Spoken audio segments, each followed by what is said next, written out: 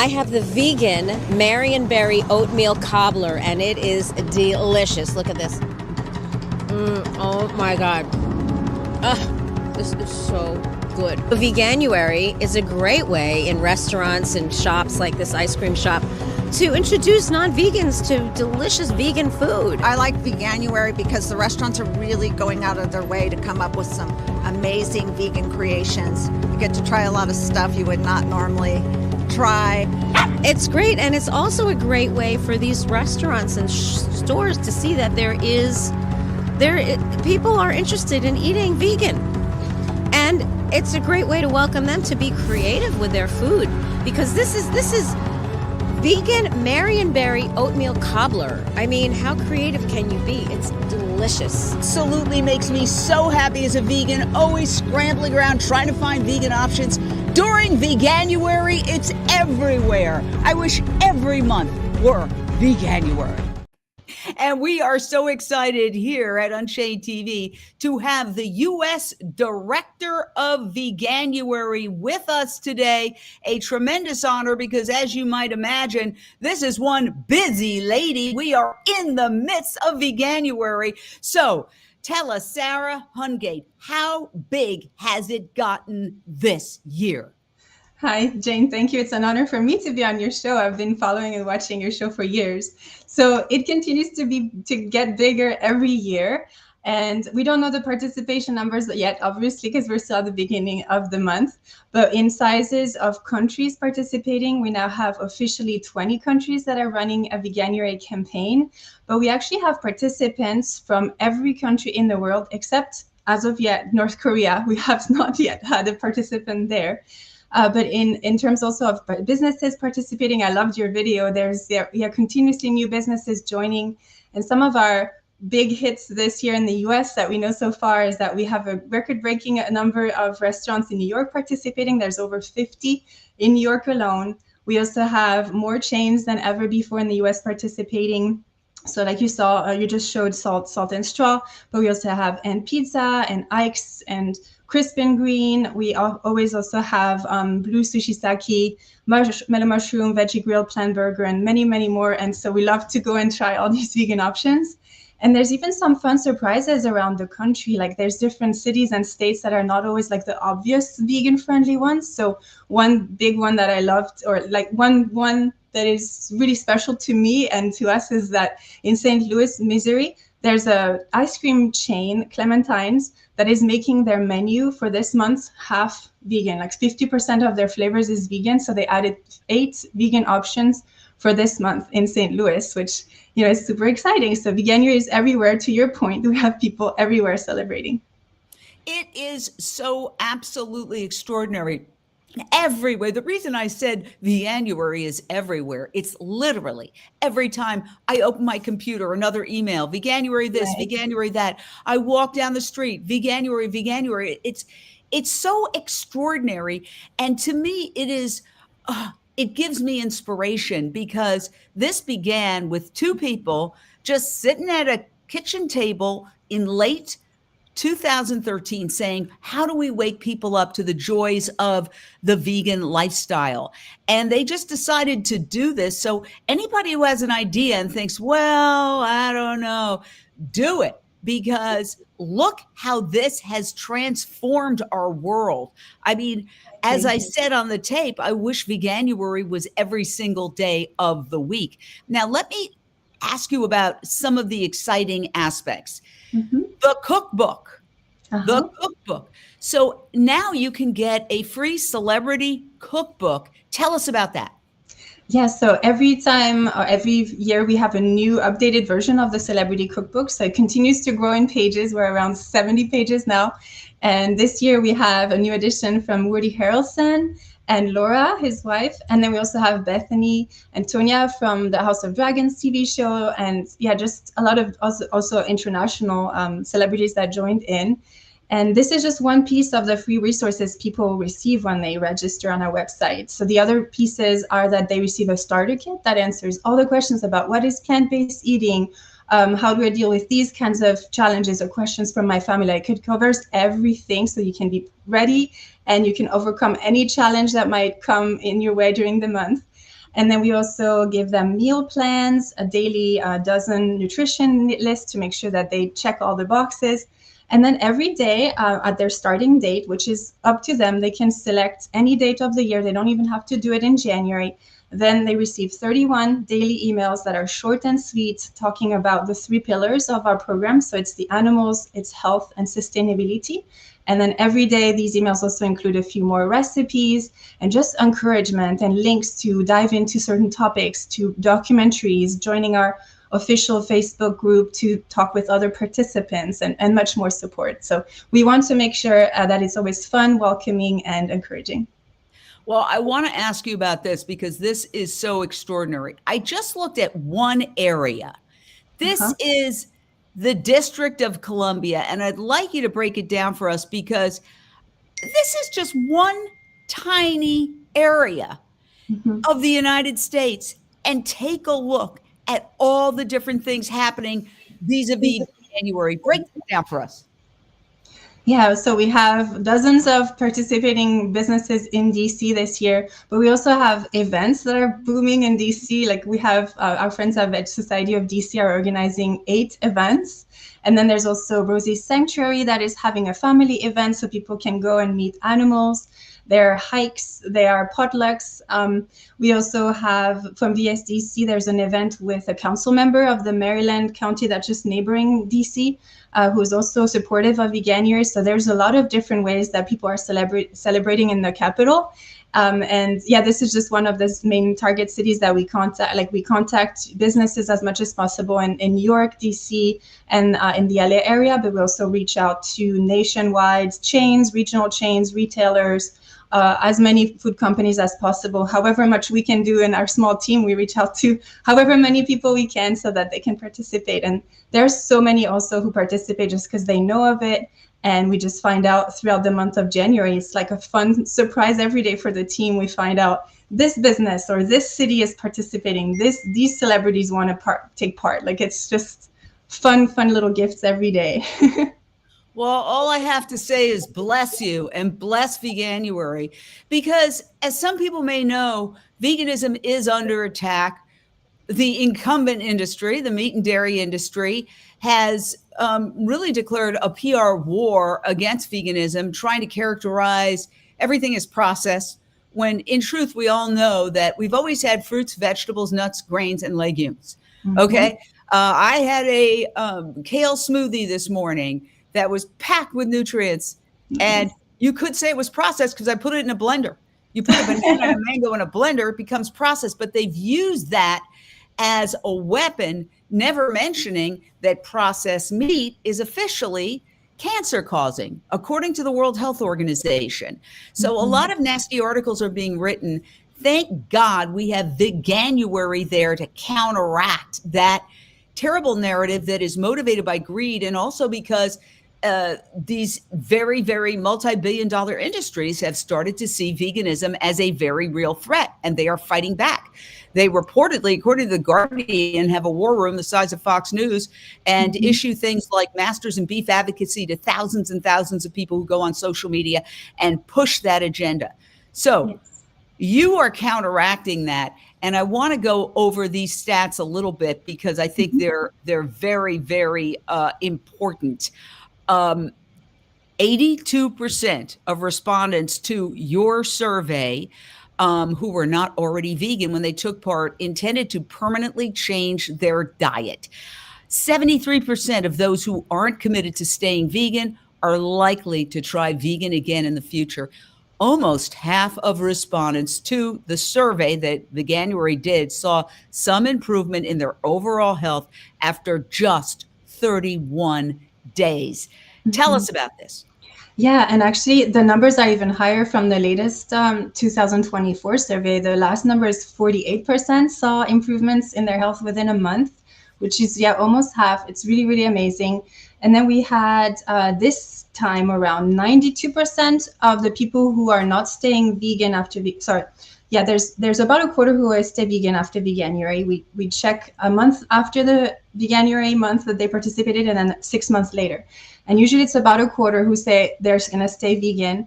And after 6 months, this past year, 2024, 27% said that they stayed vegan, which is a little bit of more than the years before, like by 2 points. But then from the ones who said they didn't stay vegan, 92% said that they're likely to try vegan again in the future. So the numbers are even better than the previous years as of 2024. We also have a 98% recommendation rate. People, at around half of the participants usually also bring a friend into it, or their roommate or family member, right? Because it's more fun if you do it with somebody else. So the numbers really look really great. We're very happy that it's not just for the month, that a lot of people just really find that it aligns with their values and they stick to it. Now, one of the things that I love about the Veganuary website, veganuary.com, is that it seems like thousands of incredible recipes. These are some of the photos from the Veganuary website showing just a smidge of the recipes, truly extraordinary amount of recipes. So how do people avail themselves of that? I'm sorry, how do they actualize that? How do they take that? How do they get involved? actually. Let's say somebody's watching this and said, this sounds like a great idea. Like a lot of people, January is the time, myself included, that I make the vow, I'm going to get in shape, better shape. Yeah. I'm going to change my life. That's why I'm doing those green smoothies, by the way. It's a Veganuary vow, Veganuary vows. That's a good one. But yes, if they decide, okay, yeah, I'm in, like, what's the process for them to really maximize the benefits of being Veganuary? You go to the website, you sign up. Yeah. Give us the process. Yeah, so they go to the website, there's a button that says participate, take part, and then they just put their name, email address, what country they're in to make sure they get the content for the country they're in, and then they select the start date. As mentioned before, it can be any time in the year. And then we encourage them throughout the email content to make sure to follow our social media platform, because we also share a lot of content on especially Instagram, but also most of the other major social media. And then that group that I was mentioning, the Facebook group, is a great place also to find recipes and ask questions to other participants. We also have a team that moderates that group to make sure we can answer the questions that people have. And we even encourage people to check out some apps to connect with others, to go to these events that we were talking about, like in DC, to connect with others, because yeah, it's really helpful when you have others who also do the program with you. And like you said, there's over 1,000 recipes on our website. We also had one contribution this year from Pamela Anderson, which we're super happy. And she was also part of my vegan journey. Like, she back then was the main person in those ads that I was seeing back then as a she was vegetarian, I think, or at least that was the message back then, vegetarian with PETA. And so, yeah, I was super thrilled that she was sending us a recipe for the website. And then to your point earlier too, because the meat industry and lots of things are talking about whether or not veganism is over processed foods. So we also talk about that in our content, and we really explain, what is a processed food and what is healthy, what is not healthy. And we explain how people can really make their whole meal with just whole foods, right? Like whole grains and legumes and things like that. And our latest campaign also talks about the animal aspect, the health aspect, and sustainability. And one of my favorite messages is one of the ads, and it says, we kill billions of animals, but then eating that food from these animals kills us. Like, in a nutshell, right? It makes no sense the way that we are eating these animals, and then it's not healthy for us. So it's really a big part of our message. Yeah, and we here at Unchained TV show some of that. We cover some of that. This happens to be a DXC investigation into a chicken factory farm. And, yes, it's important that people see the truth, but sometimes I get the sensation that people don't want to see the truth. And the real way to get to people and to change their hearts and minds is by offering them a good, healthy, delicious alternative. And that's what Veganuary does. So it's kind of a philosophy.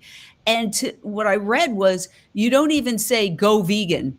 you Correct. say try vegan, and that sort of takes the onus off of people who might otherwise feel stressed out or resentful, Yeah. or I can't do this for the rest of their lives. It's like 12-step programs. You do it one day at a time. All Mhm. we have is today. And so I'd like to hear a little bit more about the psychology, because Mhm. maybe folks who are vegan watching might say, okay, that's good. I might try that myself. Tell us about the philosophy and the psychology of try Mhm. vegan. Yes. So in my work specifically, like I can share some stories when I present Veganuary to companies or potential businesses who would participate. And I mentioned the program. When I talk about the fact that there's no vegan police, they sometimes physically, you can see that they relax, because we want to make sure that people don't think if I do this, if I register on Veganuary, that means I'm all or nothing. Like it's 100%, I have to stick to it. We don't want them to have that pressure. We want them to be able to try it. We want everybody to try it. And so that's why we make it non-judgmental and as welcoming and as approachable as possible. And we really encourage them to take it at their own pace.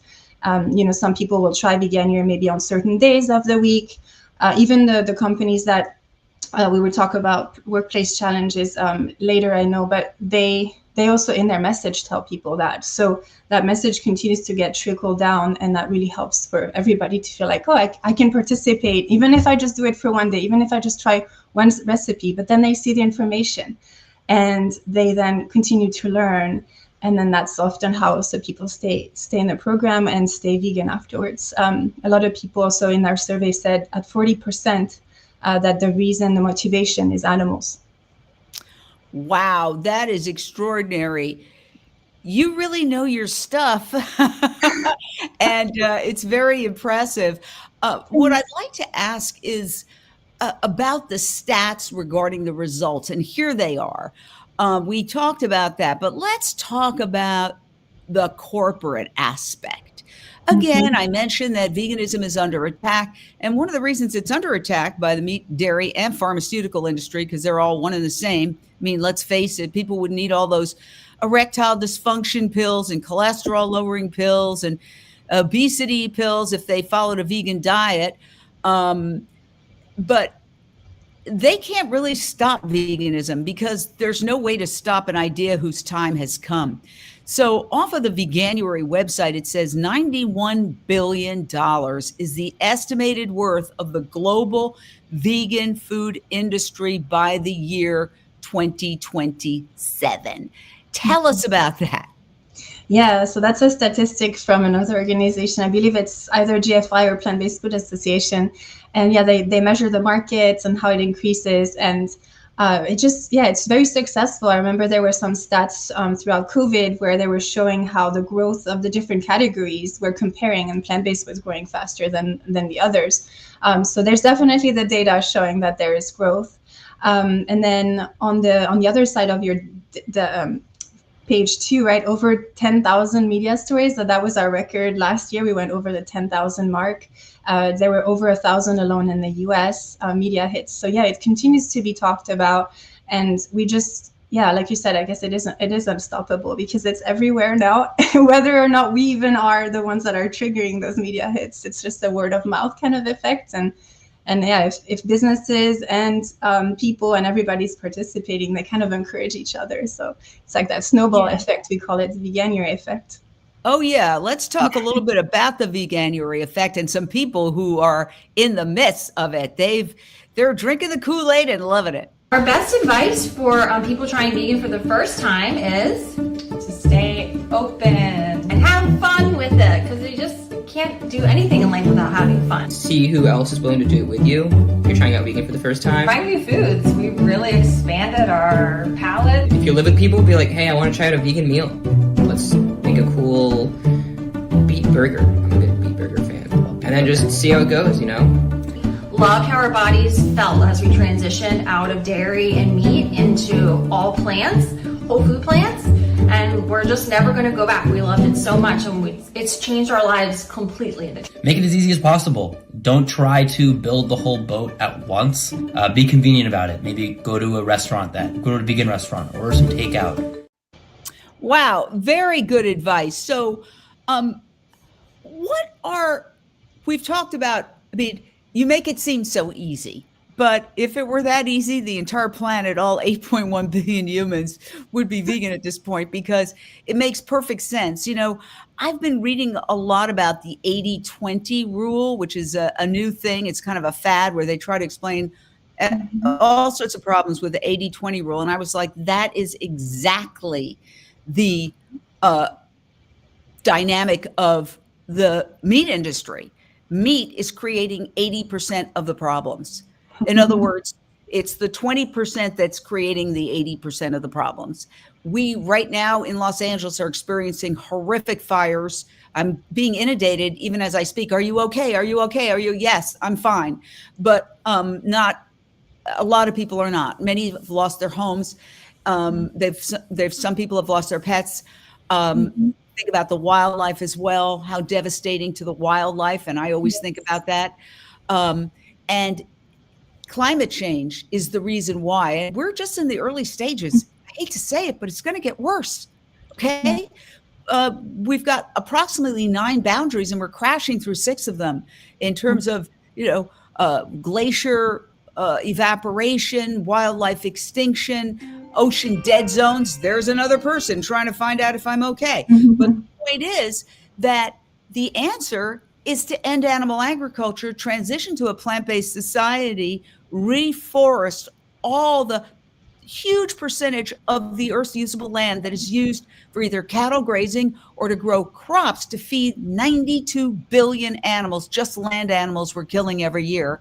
We would have also end world hunger because we would have an abundance of food. We would also radically reduce healthcare costs because people would be healthier. And now there's a whole move, make America healthy again. I've been saying that for years. I was like, wait a second, I said that first. So when you look at all the problems it solves, disease prevention, and not to mention, yes, compassionate animals, all these animals are suffering. The Guardian just recently had a story where the headline was the culturally acceptable genocide. And I agree. The culturally accepted genocide, 92 billion animals. Imagine the many, many millions of animals that have died, horrible deaths since we've started talking. So there it is. And now people are losing their homes. But somehow it doesn't seem possible to wake everybody up. What are your thoughts? What are your insights? Because we're at a pivotal juncture when it comes to climate change. Yeah, I have a few answers also to the parts. So the first one, the 80-20 rule, there's also the land use. You probably know that one too. We use 80% of our land to create only 20% of the global calories with animal agriculture. But the other 20% of the land that is used currently for crops to feed people is actually 80% of the calories supply for the whole world. So it is, yeah, like there's so much data that proves what you were talking about. And I love using that example because of the 80-20. It's easy kind of to understand for people when I make those presentations. And then also all these animals, we never see them, right? So in our campaign, we're also raising the question, isn't it weird that there's billions of animals that are raised for food? There are many, many more animals than there are humans, and the farm animals are the ones that are the most in the whole world, and we don't really see them. Isn't that weird? So yeah, it's very interesting. And animal ag is proven to be the most contributor to greenhouse emissions. So there are all these facts. And then there's also the cognitive dissonance, or the psychological effect of people defending things because eating is cultural. We are, since we're little, told what to eat, what not to eat. And so we're really trying in our current message to raise the question, isn't it weird that we're eating these animals? Isn't it weird that we are eating animals that are smarter than our own dogs, right? Like pigs. And hopefully, we've been creating that conversation. But there's always people who are like kind of trolling, and they will respond with a comment that says, bacon. And so it's just that seed that is planted. And I consider every response, no matter if it's positive or negative, that person saw the message and they will maybe talk about it or think about it again. And the more they talk about it, the more you know that they're thinking about it. But in general, our message is really just, again, to invite people, and we try to make it as easy as possible. And also, because sometimes it's hard for people to find the time to cook, we also do our best to give them tips of how to find affordable and quick ways to eat more plant-based, because we just want to make sure that everybody can try it, even if they have challenges. And there's many challenges, right? At this moment, there's the cost has been rising of a lot of foods. So we also just continue telling, hey, rice and beans is a super cheap way to eat. And we just talk about all these topics to remove all the challenges. And look at the delicious food. Now, who put this together? These are such incredible dishes. Does Veganuary have like an entire chef team that puts all these incredible dishes together? No, we're actually really lucky that a lot of businesses, like the food companies and the retailers and restaurants, send us some of those recipes, and then there's the celebrities that send them. You were also talking, or there's also a physical cookbook. That one was made with a publishing company, and they also welcomed our team to send in recipes. So our teams were able to send some of their favorite ones, and then when we need pictures, we do have a photographer who then is also a cook, and so she will make the recipe and take pictures. But most of it is provided by others, and we're just really thankful for that. I want to talk about corporations. I was in the news business for many years, and quite often I was the only vegan. In fact, our social media director that we have here at Unchained TV today was the other only vegan when we both worked at Paramount Studios at a local TV station here in Los Angeles 20 years ago. And now we're working together. And at the time, we were both considered freaks, but things have changed. I remember at another job I worked at, couldn't get a vegan option. And all of a sudden, one day I walked into the cafeteria, everything had a vegan option. I was like, have I died and gone to heaven? What happened? Well, it turns out one of the top executives had gone vegan. Boom, like that, everything changed. So let's talk about the workplace and how people who are vegan or trying to be vegan can manage the workplace and your workplace challenge. Yes, so one of the challenges is for people to eat out. 30% of people say I have a hard time eating out. And then the second top challenge at around 20% is dealing with friends and family. So I don't think we have a data specifically about challenges in the workplace, but I know from experience and from my friends that it is also challenging. Sometimes there's people who are vegan, but they don't always want to talk about it because they don't want to have to deal with the conversations and the debates that might come with that. We do also share tips in our newsletters and blog about how to handle some of those questions. And we also try to give as many facts as possible to our participants so that they are ready and they have all those tools. But we encourage workplaces to also participate in Veganuary. And there's people who have done Veganuary as a participant, and that's how they bring it to their workplace. And they say, there's this thing, I want to bring it to my work. But we also have an official program, the Veganuary Workplace Challenge, where we give free resources to the employers. Everything we do anyway is free, but we also then created extra content so that the person at the workplace can copy paste email templates, like an email to ask leadership to approve a Veganuary program. We have an email template to just encourage the colleagues to participate. Then we also have quizzes and lunch, like just ideas on how to make it interactive, like potlucks and luncheons and things like that. We have leaflets that we give them, posters where the teams can take pictures and then they can answer like, why am I doing Veganuary? So it's like a nice photo op. Just so many tools to make it fun and as easy as possible to implement. And what happens is that we reach out to the bigger employers, HR, sustainability, wellness, and ESG team members. But we also encourage vegans and people who are really interested in bringing plant-based into their work to simply talk about it at work. They can use our tools and they can also work with us. They can contact us and ask us for advice. So we're very happy to help with that. And this year we are at over 40 participating companies in the US, which is also a record. So we're really, really excited. And some of the bigger employers this year are Ernst & Young, EY, Lush, There's also municipalities that are celebrating the Workplace Challenge, like City of San Antonio, Texas is already participating for the second year. And then also City of West Hollywood, which is participating with the Workplace Challenge, but also as a city overall, did a proclamation and a resolution as part of their implementation of the Plant-Based Treaty to communicate about Veganuary to residents, businesses, and staff. So that was the first newer kind of size of municipality participating, and there's many more. Some of them also don't share it publicly, so I cannot name all of the participating companies, but there are some really major ones that are astonishing sometimes. Like, we're positively surprised to see lots of industries participating, and new ones this year were media, trucking, like engineering, manufacturing started to participate already last year. And then we also have schools that are participating this year. So it just continues to touch new sectors. And a lot of it is thanks to just the Veganuary effect, and also participants who speak up and want to talk about it at work. And vegans. You said media, because that is so important. One of the biggest challenges we face, and the reason I started Unchained TV, is because the media is not reporting our story the way it should. Veganuary is a big exception. But I've seen many undercover investigations, for example, that we've reported here at Unchained TV. And then I look to see what media has picked it up. Laws being broken, terrible. You know, we passed here in California, Prop 12, Prop 2. These are animal welfare laws that are not being enforced at all.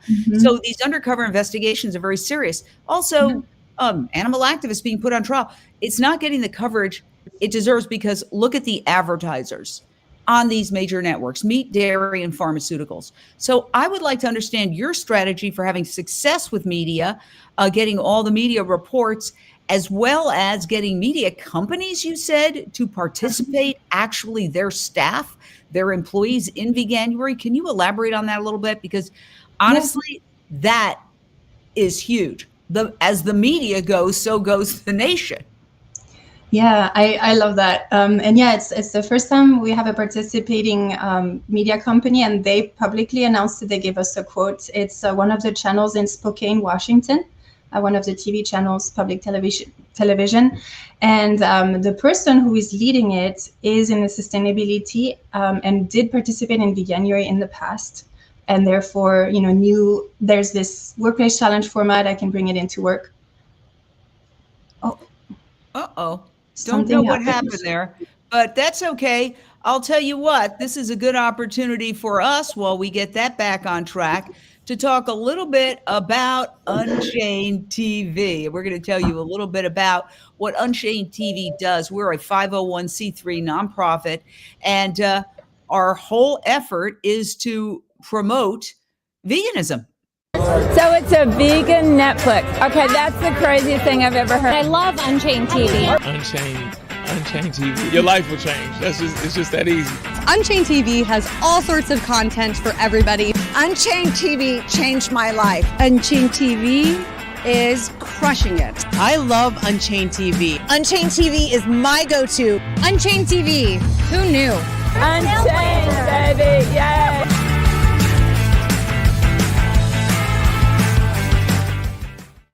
So I can tell you a little bit more about Unchained TV. I'm the founder, and there it is right behind me on my Samsung TV. So if you want to get involved with telling the story that we all need to tell, that the solution to so many of our problems, literally, I would say 90% of our problems, climate change, world hunger, preventable lifestyle diseases, and so many other problems. The solution is, we got a little bit of a problem there. We'll get through it. The solution is for the Can you hear me again? to understand. Yes, I can hear you. You're back. Yay. I was just telling everybody about Unchained TV. Anytime there is an opportunity for me to talk about it, I will. So I'm going to explain a little bit more about how you can get Unchained TV right on your phone. We're a 501c3 nonprofit. It's absolutely free, and there's 2,000 videos, including this one that's playing right now behind me. documentaries, vegan cooking shows, biographies, lifestyle shows, and news shows. And the greatest part about it is you can get it on your phone for free. Just go to your App Store, Google Play, or your Apple App Store, and you just put in Unchained TV, one word, and then you can text these videos. If somebody says, oh, the animals aren't treated that bad, you could text them a video. If they say, I could never give up cheese, you can text them a video. It's all completely free. And if you want to watch it on your TV, it's on all Samsung TVs, but also if you have an Amazon Fire Stick, a Roku device, or an Apple TV device, you can also get it that way. And of course, you can watch it online. So just go to unchainedtv.com or watch unchainedtv.com. So, all right, we're back with the one and only Sandra Hungate, the U.S. Director of Veganuary. And I see you got some mood lighting there. You probably had an electrical outage, if I had to guess, but we're happy to have you back. So covered a lot of ground, but I want to know why Veganuary has succeeded when so many other similar efforts have not had the same level of success. What is your secret sauce? Thanks, and sorry about the don't worry technical problem. We think that there's a few elements. The first one is the fact that it is non-judgmental and inviting, so that there's that pressure. The pressure is taken away, as mentioned earlier, so people feel more comfortable giving it a try. But we also had a lot of support early on from celebrities. So you were saying earlier how it started in the UK 11 years ago with 2 people, and the first year they had about 3,000 participants, and they thought this is going to be like a side project. But then it just exploded because they got big businesses that took part. They got celebrities that participated. And so that was really how that snowball effect started, because there were these big names that participated. And then also you were asking me about the media. We have ourselves, we send out the press releases and the content. We also have other participating entities that are sending out the content as well. So I was mentioning the West Hollywood city participation, right? So they had the city council meeting. There were media there. So it was also mentioned in the media because it was part of their program. We also have the Mellow Mushroom, for example. We were talking about them as a chain. They just sent out a press release about their participation. So they also are part of the messaging. And then we also send our own messages. But yeah, it's like a team effort between all the groups of people who are making this bigger and bigger every year. It is so amazing. And, 2013, when that coffee table discussion was happening, is not so long ago. So it started in 2014 small, then it exploded. You're hearing that it exploded because celebrities got on board. What I'd like to know is, first of all, we have a question from somebody watching on Facebook, and it's kind of a silly but fun question. Sandra, is there any significance to your question mark symbol, elegant earring? Yeah, I actually made these, and I love the question mark symbol for a few reasons. I like to always question things. I'm part of also the Generation Y that is always asking why. And yeah, just overall like the symbol as a design element itself. So yeah, I thought it would be a good symbol for today when we're talking about and learning about Veganuary and veganism. Question what you're being told on the news media. I saw a ridiculous article. Somebody told me about it. There's something, do veggie burgers cause depression? Now, at a certain point, we need to counteract this nonsense. It's like if I have an injured pinky and I go to the doctor, sometimes they'll try to make my injured pinky about veganism. I go, what about all these sick people who are lined up in the gurneys in the hallways who aren't vegan? Do you make it about them being meat eaters? There's this, I think, institutional bias that we're seeing. And when that institutional bias occurs, we as independent thinkers have to question it. And we have to question when doctors tell us we have to eat meat or dairy. Well, how much training have you had in nutrition? Because the average doctor has very little training in nutrition. Their health stats aren't better than the general public. And there's an entire organization called Physicians Committee for Responsible Medicine that tries to educate doctors, because a lot of them are just repeating urban myths. They don't know. I mean, I read that the guy who created the ham and cheese breakfast was a PR guy who had pork producer as a client. And he called one doctor up and said, would you recommend eggs and bacon for breakfast? And the doctor said, sure. And then he turned that into a whole campaign. It's online. You can find this, where he said the medical establishment is suggesting that we all eat this breakfast. And he, on the online video, he's very old now, he brags about how he basically scammed everybody. So, we have to question what we're being told, because as somebody far wiser than myself said, we're all being factory farmed. The animals are being factory farmed, but we're being factory farmed too, to get sick, to get diabetes, to get high cholesterol, to need operations, to need drugs. We don't inherently. There's a lot of stuff. Look, I believe in doctors. I do go to the doctor. I'm not somebody who's against established medicine. There's a good reason for doctors, okay? But we also have to question authority and not just obey. All right, we're back with Sandra Hungate, and I want to ask you, what's next, okay? If you could tell us, what are the future plans for Veganuary? Obviously, we won't know all the stats until 2025 January is done, but what's happening in the years ahead? If you could unmute and tell us. Yeah. So we work all year long. That's sometimes the question that we get. Yeah, what does Veganuary do after January is over? So we work all year long in contacting businesses and different organizations and entities to prepare for the next campaign, and also some campaigns that are in the middle of the year. We do call them mini campaigns. So we already are planning one in May or April, May, to talk about chickens, and they're the ones that are in numbers suffering the most from animal agriculture. So we're talking about how to swap out chicken products specifically, and that helps to keep people on the Veganuary wagon, how we call it. Then we also talk about other topics like the fish industries, usually in the summer, and then plant milks versus dairy later in the summer. And just to keep people as much on the wagon as possible. We also continuously email the participants throughout the year. They get every few weeks more emails and tips and recipes, kind of like those ones that are in the first month. And then, of course, we also do fundraising. We're also a nonprofit. We also need and rely on all the donations to make sure that our content also is available and free to everybody. We also regroup. We see what worked, what didn't work. To your point with media, we look at what are the stories that the media is actually picking up the most, and how can we then utilize that in the next year.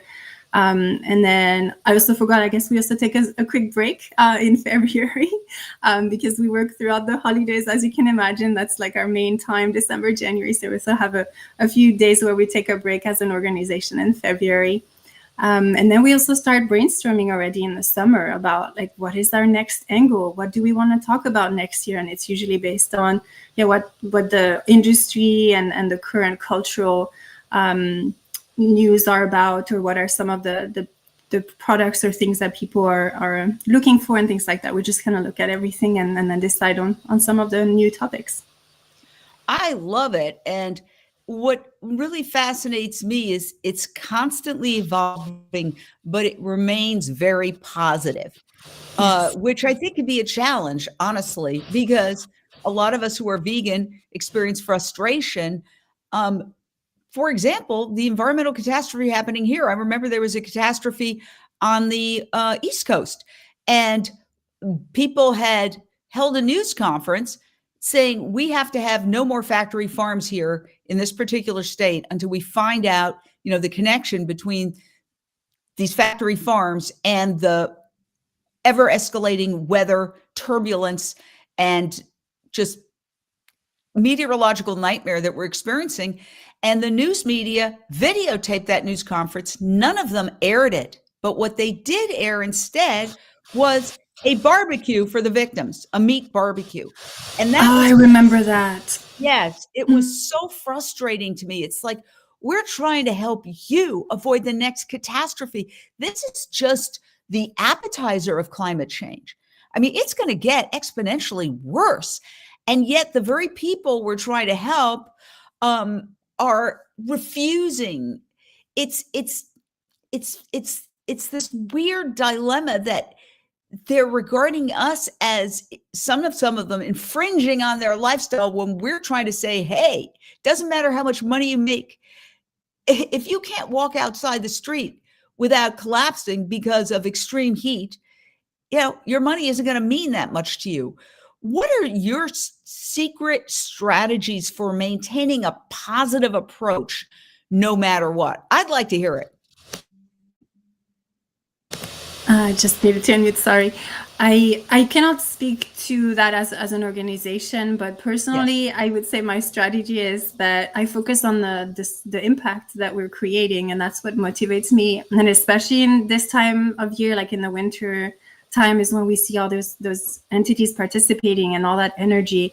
And then when you see the stats in the spring of how many people participated, how many stayed vegan, that just fuels you for the rest of the year, basically, because you're like, oh my gosh, and we continue to reach more people, and we just want to do more and more and more until we don't need to anymore, and the world will be vegan, which is our vision, and I think all of our vision in the vegan space.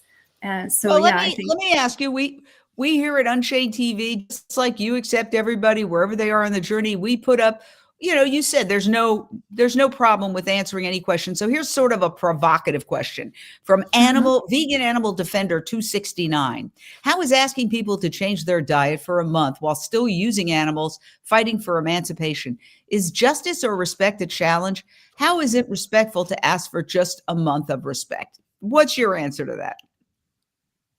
So because we know that we're just the beginning and we're the first trial for them, we then give them the information so that they can learn about all these other problems that are linked to not just how they eat, but also what they wear, what kind of cosmetic they use. And as mentioned earlier, a lot of people say that their main motivation are the animals. So even though maybe they start for health reasons or sustainability reasons, which are also really, really important reasons, they just learn a lot about animals and then realize there are so many problems in this. And I even, after 8 years of being vegan, I continue to learn more things about how awful the animal ag and the industries are. And so we continue to just, we give them that way in, and we encourage them to continue to learn more so that they can really also become a defender of the animals and learn more. And what I remind myself of, my point is not to be right. My point is to convince other people. And so there is a psychological strategy to convincing other people. And so sometimes you got to speak truth to power and confront people. I went vegan when a 4th-generation cattle rancher turned vegan advocate named, I forget his name now, but he's the Mad Cowboy. Okay. He was on Oprah and he was quite famous. And he pointed at me when I said I still consume dairy and pointed his finger right at my nose and said liquid meat, because I was a vegetarian who would continue to consume dairy, liquid meat like that. I'm sure somebody's going to tell me his name because I just, for some reason, forgot it. But anyway, that was confrontational. It was a little rude, but it got to me. And that was the last day that I consumed dairy. That was 29 years ago. So I was already a vegetarian. And then I went vegan because somebody confronted me rudely. But that's me. I'm a certain type of person. Somebody else might be horribly offended and go out and drink a gallon of milk because of that. So it really depends. It's a multi-level chess game, a 3-dimensional chess game. There's no right answer for any one person. Different people, because of their life habits, are going to respond differently to different stimuli.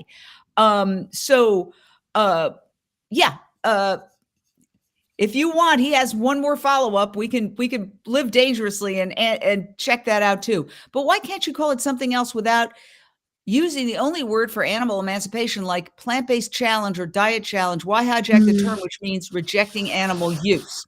I'll let you answer it. I have an answer. I'm not the one who created the name, so I cannot really discuss that or change it. But I'm trying to think if there's anything I can really share. otherwise. But I understand your question. There's you're obviously a lot thinking, of other challenges. I would like to say a couple of things. One, somebody reminded me, the person's name was Howard Lyman, who I know well. How I forgot his name is crazy. But I'd like to respond because this brings up a bigger issue that I'd like to address. And that is when vegans are fighting amongst themselves, the other side is applauding and winning. Keep going, keep fighting. Yes. The truth is Veganuary works. And it is arguably the most successful vegan campaign that has ever happened in the history of veganism. You know, and I learned recently that veganism is a very new term. In fact, it only went into the dictionary in 1962. Wow. The word vegan only went into the dictionary in 1962. So let's not attack something that's working so well. And I also would urge everyone who is vegan to take all the energy that you might use telling somebody else, you know, this is how you should do it, and actually use that energy and send it out to people who are not yet vegan and spread the word. There's too much of this bubble, vegan bubble conversation. And I say, cut it out.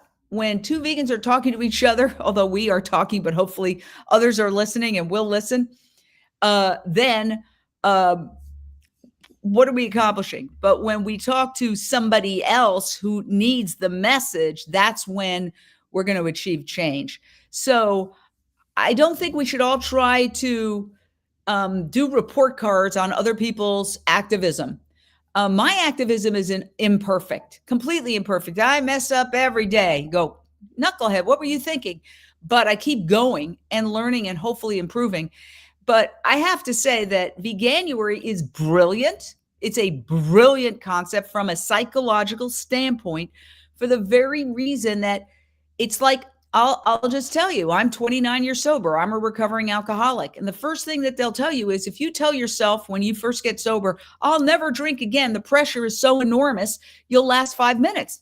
But if you say, just for today, I'm not going to do it. Sometimes it's just for 5 minutes, I'm not going to do it. Well, for 29 years, and hopefully on April 1st, April Fool's Day, which is very appropriate, I will celebrate 30 years sober. I managed to do it 30 years, one day at a time. And it's amazing. The first day I got sober, you're never going to be able to drink for 30 years. I'd be like, you're crazy. I can't. But one day at a time, I was able to do it. So it's psychological. Just thinking about never being able, even now, today, 30 years later, I get a physical reaction. No, it takes the pressure off. To answer your question, that's why Veganuary is brilliant, because it takes the pressure off and then allows people to participate because they're not worried about failing. The anxiety is being removed. So I'm just answering the question because I think that's the answer. I, as a person who has the dubious honor of being an expert in addiction, I've written 2 books about it. That's the psychological issue that we come up against. And that's why Try Vegan is so brilliant. And would you like to elaborate more on that? I agree with what you're saying, even though, like I said, I can't comment to the words. Yes, I think that the efficiency or the efficacy shows itself. And there's many stories like the one you just described, even in our team, who say, I started Veganuary so many years, like it was 7 years ago for one of them the other day. And she was saying, and I was telling myself just 1 month and then I'll get back to my favorite chocolate. And she looked at her chocolate and she said, I haven't had that chocolate for 7 years now and I'm waiting for it to be veganized. And it's the Lindor, which they veganized this year. So like, it's just so cool, the stories that we hear. And to your point earlier, to everybody, every story that I've heard is different. And we're just part of that story. Everybody will find their why inside of them. And we just give them the tools, we invite them in. And that's what we're focusing on. And, you know, he says, I don't see why you're not open to discussing this and framing it as hostile. I'm not framing it as hostile at all. I'm only giving my opinion about it. You asked a question. I'm not framing it as hostile at all. I do think that dialectics, which is by definition, argument and counter argument to reach a higher understanding of the given subject matter, is fine. I respect you. I posted it. I'm not characterizing it in a negative way. What I'm giving you is my take on what needs to be done. We are at a pivotal juncture. Perhaps it's been brought home to me because people I know have had their houses burned down. People I know have had their dogs die of smoke inhalation as they try to find them in a burning building. I mean, we are in crisis, and we really have to stick together, is my opinion, and support each other. I hope you support Veganuary. I hope you support Unchained TV. It's these are all things that different people are doing. And yes, trying vegan with Mario says, hope everyone stays safe in LA right now. Thank you, Mario. And he has a cooking show on Unchained TV. I want to just look at a couple of other comments. Vegan going to be around forever. I'm proud to be vegan, and everything is going to be veganized. Woohoo! I want to say thank you so much, Sandra, for taking an hour of your very busy time. You are a dynamic team member, leader of US Veganuary, and we hope you will come by next year and tell us what the fabulous Veganuary strategy is for 2025 and 2026. Thank you so much. And for everybody, please support Unchained TV. We'll leave you with this. Discover Unchained TV and transform your life for free. Unchained TV is a nonprofit organization producing plant-based content filled with tips and tricks to spice up those healthy veggies, grains, and legumes. For more information on Unchained TV productions, just visit unchainedtv.com. That's unchainedtv.com. All right, we're all done. Thank you. And